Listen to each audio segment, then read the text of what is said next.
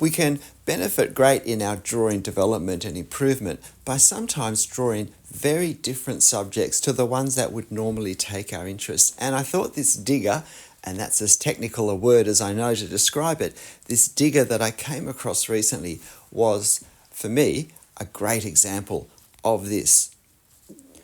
I don't normally draw cars more than I have to, let alone trucks, let alone beasts such as this. But I thought it was going to be a wonderful challenge for observation and for proportion and for placement and for scale, for all sorts of things, to try and draw this as accurately as possible and to keep the same long and lanky look, to get that sense of balance, to get the contrast between the cabin and the tracks that it sits on, to give a hint of the terrain that's there. So I decided to make this today's daily drawing exercise. So even if you also, as is the case for me, don't normally draw trucks such as this, consider doing it as a way of pushing yourself into the unfamiliar with your observation and line work. So I've decided to keep this relatively simple. I'm not going to even attempt to draw the background, certainly not in the time I have available. And I've started, probably fairly obviously, with the cabin. And at this point, I'm trying to draw it. And it's always interesting at this stage. I start to look at what I've done as an observer as I do the voiceover, rather than as the artist experiencing the process as I do it. And so it's very easy to see things that I'd like to just change slightly here and there. But generally what I'm trying to do is to get the proportions of the cabin correct. And it is made a bit more difficult by the colouring, by the lights and the darks, because they do affect what we see more easily. And what we see most easily is what we form our initial judgments on. And then sometimes we have to look more carefully, look closer to see exactly what's happening. I don't know if that makes sense to you, but we see the yellow far more easily than we see the black, is I suppose what I'm saying, in this particular lighting and background. And so having worked out the cabin approximately, for better or worse, I'm now extending this main vehicular part. So I'm really looking at shapes. Normally, if you've heard many of my voiceovers, you've certainly heard me talking about seeing the form, seeing the three-dimensional appearance of what's there, the three-dimensional reality, despite the fact that we're just looking at a two-dimensional sheet of paper. But in this case, and this is partly because this is a side-on view, so we're not really seeing the depth particularly of this vehicle. I'm looking at the shapes. I'm looking at simply the height and the width ratios, and then the angles between the various lines, and where there are sharp corners and where there are rounded corners. So I'm just looking at the shapes and working hard to get the proportions of the individual components accurate, but then also the proportions of one shape to another, if you like, accurate, and also to get their placement in relation to each other correct, how far they are from each other. And that's going to be particularly important when I do the arm of this digger.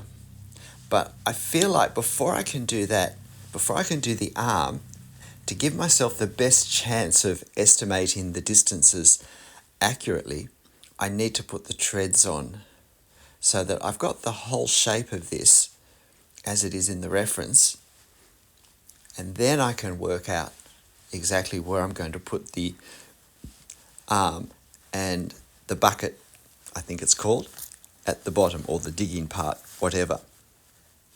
And it's going to be below the tread, So therefore, if I've got the tread drawn, then I can more accurately work out by aligning exactly where the bucket's going to go, and therefore how far down the arm has to come, and all of that.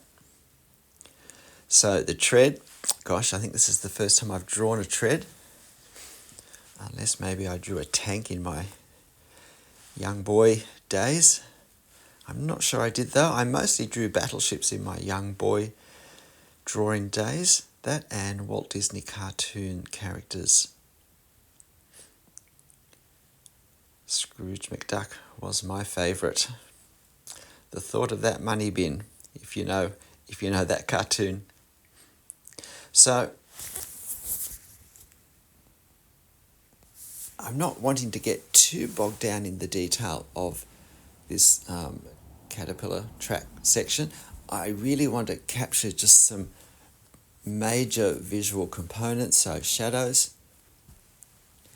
and have line work that doesn't look too precise and not too clean, because clearly these tracks are not very clean. Lots of dirt stuck to them, and so if possible I want to make marks that give that sense rather than the cleaner lines of the metalwork above.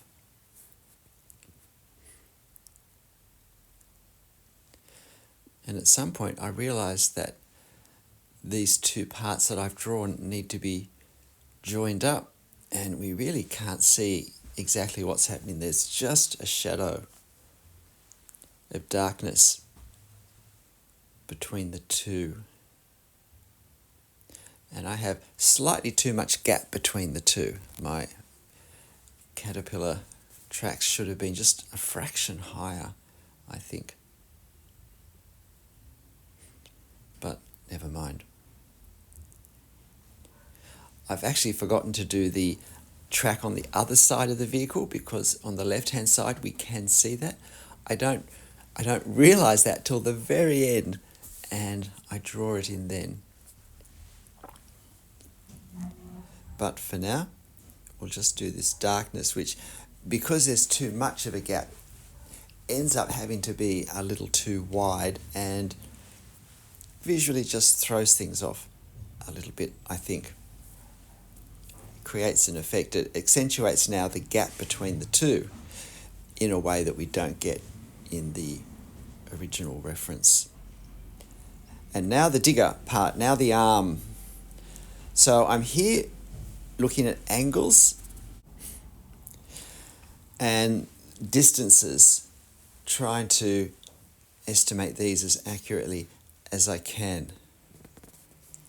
And what is important is that I have these linkages. I have the points where the two main parts of the arms join up, and then with the bucket with the actual scoop part underneath, and also these hydraulic arms, that I have the points where they all join up, looking credible, looking like they are in the right place for this arm to be able to move.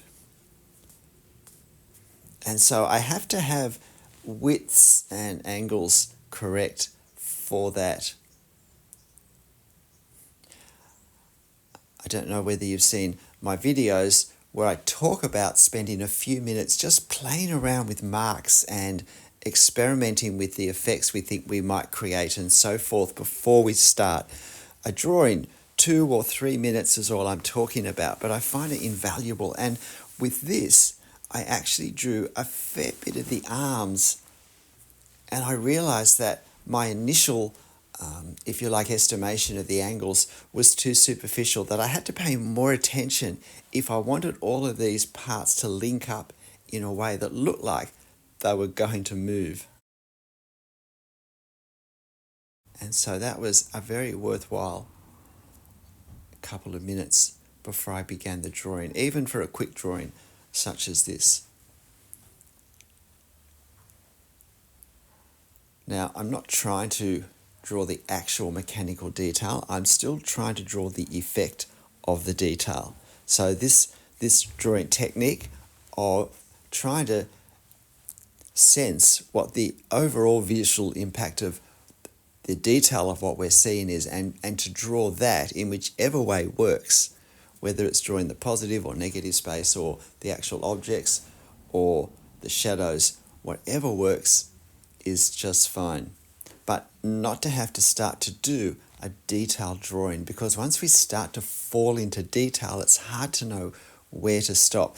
And that's great if we want to draw a detailed, highly accurate drawing. But if we're wanting to do more of a sketch, capture more of a feel, then we have to somehow convey the meaning of the detail, the impact of the detail, without getting bogged down in the exactness of it. And I've worked out alignment on my reference photo with where this scoop is in relation to the tracks of the digger, how far down it is. And this is my 10 minutes real time up, and now we move into double time for me, just add in a bit more line work to indicate some of the major visual characteristics of this digger, and to add a bit of value for the color, for the changing color of the cabin, and also to give a sense of this cabin is glassed and we're looking through it, so to create some sense of what's inside and where we see right through.